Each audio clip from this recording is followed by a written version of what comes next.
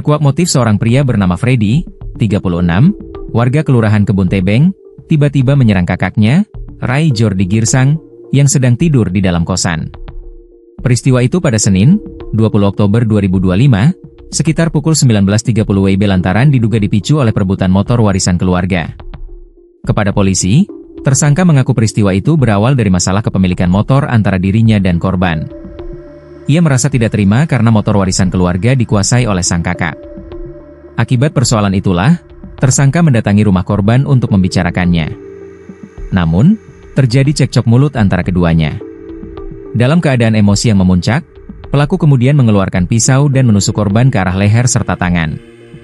Menurut keterangan pihak kepolisian, besar kemungkinan peristiwa tersebut berawal dari kesalahpahaman terkait kepemilikan motor warisan, yang kemudian memicu emosi pelaku hingga berujung pada tindakan penganiayaan.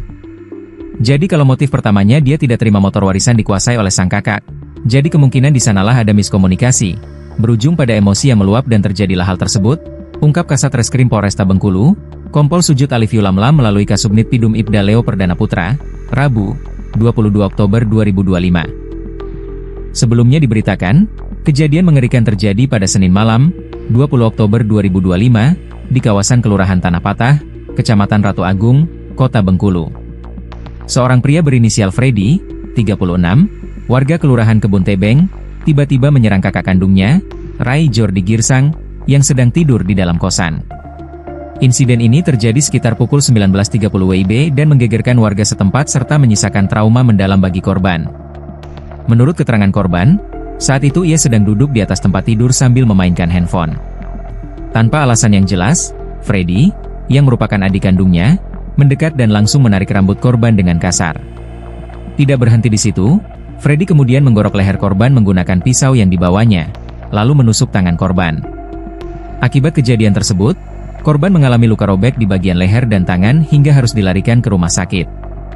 Korban mendapat 12 jahitan di bagian leher akibat luka serius yang dialaminya. Dalam kondisi terancam dan ketakutan, korban berusaha melawan. Beruntung, ia berhasil melarikan diri dan meminta pertolongan kepada tetangga kosan. Meskipun sempat berusaha menyelamatkan diri, korban tetap mengalami luka sayatan cukup dalam di leher dan tangan kanan, sehingga harus mendapatkan perawatan medis intensif.